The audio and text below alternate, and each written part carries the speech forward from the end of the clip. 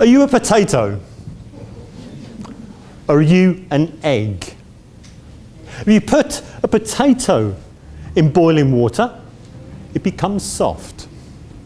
If you put an egg in boiling water, it becomes hard. The boiling water stays exactly the same. And you could say it's the same about the world around us. It's the same for all of us. Or as that inspirational speaker that Jermaine talked about earlier was Jim Rowan, he would say that the wind blows the same for all of us. It's not the direction of the wind that determines our direction, our destination. It's the set of our sails. It's not so much what happens to us, it's how we react to it. I was brought up in Edinburgh, and for a dyslexic 10-year-old, Edinburgh is a very difficult word to spell. I often wished I was born in Hull.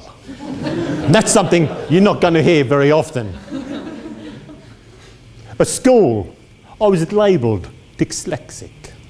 But we didn't have words like that when I was younger. We had more descriptive words like stupid, thick, and lazy.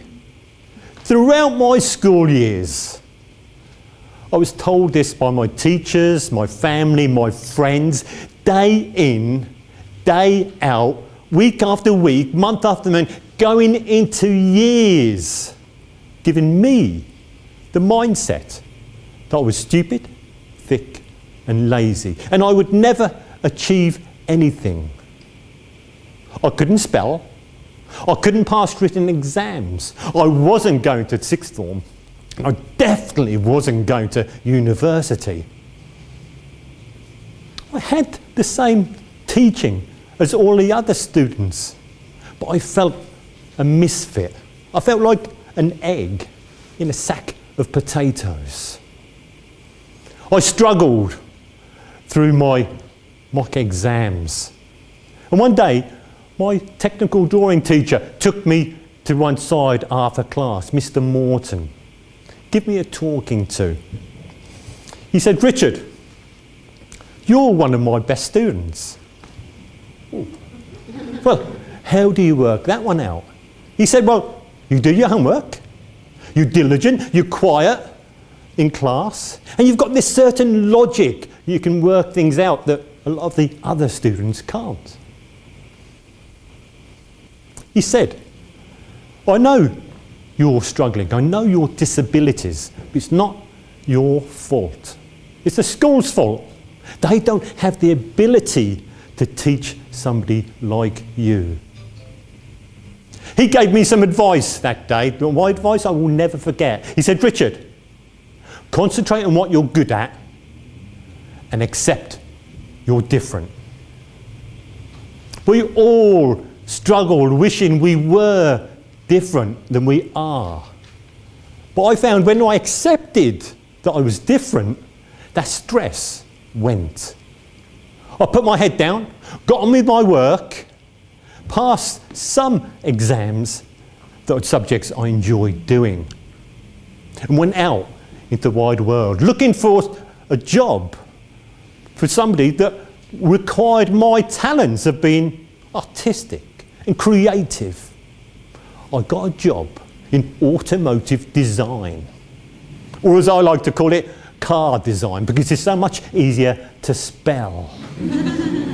I worked all over Europe, helping companies design their products. They paid me copious amounts of money without having the ability to spell the company name. Mitsubishi, Lamborghini, Renault, all very difficult for me.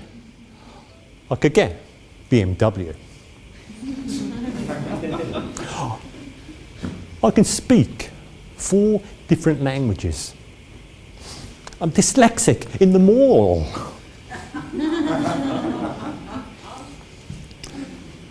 My teacher, Mr. Morton, he showed me that I could succeed if I believed I could and take on my differences.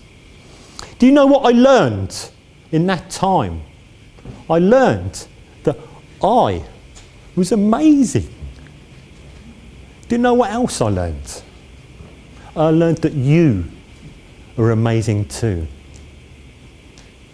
You who can't spell, you that can't pass exams, you that have anxiety about speaking in public.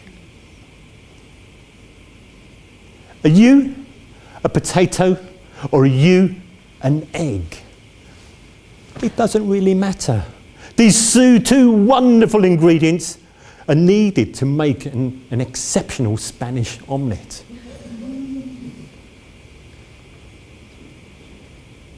Accept your differences and believe